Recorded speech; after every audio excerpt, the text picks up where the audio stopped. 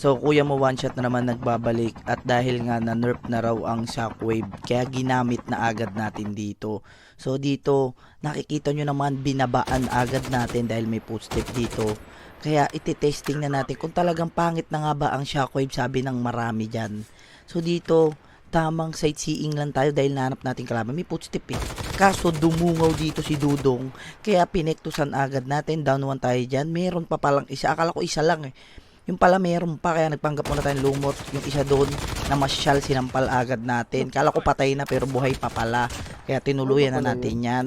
So pagkadali natin dyan, pagpunta natin dito, meron ditong palong-palo. Gusto agad tayong birahin eh.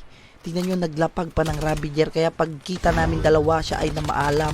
Hindi siya tumagal ng 3 segundo. Binugbog agad natin siya doon. So dito umentrance na agad tayo bilang pinakagwapo dito sa Code M.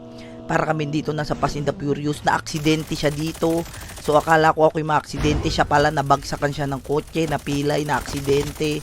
Kinonyatan natin, binugbog natin, sinampal-sampal natin ang mythic na 117. So pagkadali natin doon, so akala ko mapayapa. So pagpunta natin dito, nandito pala ang mga kampon ni San Pedro. Gusto na tayong kunin. Muntik na tayo madali dito. Buti na lang siyang buhay ng karakter natin. Kaya tamang takbo tayo dito. Magre-repo tayo dyan. So, syempre, hahabol yan dahil palo yan, di ba? So, dapat gawin mo kapag ganyan. Magpahabol ka. Di ba? Papahabulin natin yan. So, dito, pagka-position natin, reposition tayo dito, syempre nabol tayo. So nakasalubong niya rito si San Pedro, kinuha na siya ng langit dito. So umentrance pa yung isa, umepal pa yung kasama niya, pinektusan natin kasi parang namamasyal lang siya doon. Binugbog natin silang dalawa. So pag yung isa nilang kasama sa baba nag-sightseeing din, syempre kinonyata na rin natin yan, pinektusan din natin, di ba? So dahil palong-palo sila kanina, nauna pa silang bumalik sa lobby. So last guy, ano pa ang gagawin? Ano ba ginagawa ng last guy? Siyempre pag last guy, wala na, kabado na yan eh. Diba? So, hindi na natin gagamitan ng shockwave yan, papartidahan na natin yan. Dahil mahina na raw ang shockwave. So, hindi na natin gagamitin. Tignan nyo pag last guy, wala na. Nataranta na si Dudong, di na alam kung ano gagawin. Diba? Bumalik na sila sa lobby.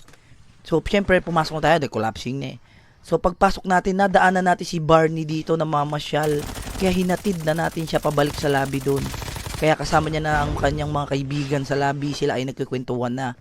So, GG sa mga tropa natin dyan. So, pagpasok natin, palo pa rin ang kalaban. Kala ko wala na, pero dito may nagmamadali.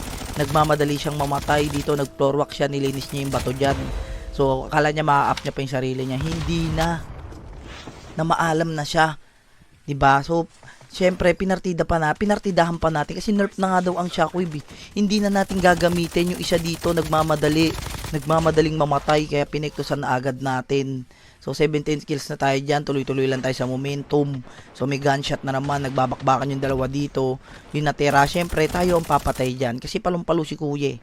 Diba? So akala nila mahina na siya, hindi. Mag-adjust ka lang sa range ng shockwave para mapatama mo.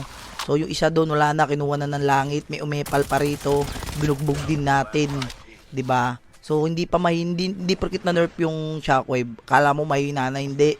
Nasa naglalaro lang 'yan kung paano mo gagamitin. Kahit 10 beses pa ma-nerf 'yan, kung class mo talaga 'yan, ma-adjust ka, makakapag-adjust ka diyan.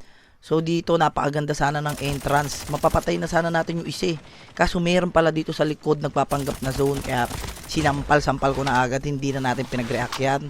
Down 1 tayo dyan. So pag push natin, syempre meron na naman yan. Hindi na uubusan ng kalaban. Yung isa dito nakipagtutukan pero una pa siyang nawala. Buntik na tayo doon. Buti na lang guwapo tayo. Bata nyo, piso yung buhay pero hindi tayo kakabahan. 1v1, hindi tayo kakabahan dyan. Hobby na natin yung mang clutch. Diba? Sanay na tayo sa mga gipitan. Hindi yung kalaban dito nagpapanggap nagpapanggap na niyo palaka. Panay talon eh. Kaya syempre tatakbo-takbo muna tayo. Kunyari takot tayo. Tatakbo tayo syempre. Kumbaga pa baby tayo, di ba? Nabangga pa tayo. Partida para may laban-laban siya. Bigyan natin partida, di ba? Syempre nag-heal muna tayo dito. Sabay flank na naman tayo, board tayo diyan. Syempre search muna tayo bilang gwapo, sabay baba. Bibigyan natin siya ng 5 segundo para mag-surrender. Siyempre, pagkabado, alam nyo na. Alam nyo na yan. Wala na yung mga ganyang galaw. Kumbaga, ano na yan. Panalo na yan kahit anong gawin natin.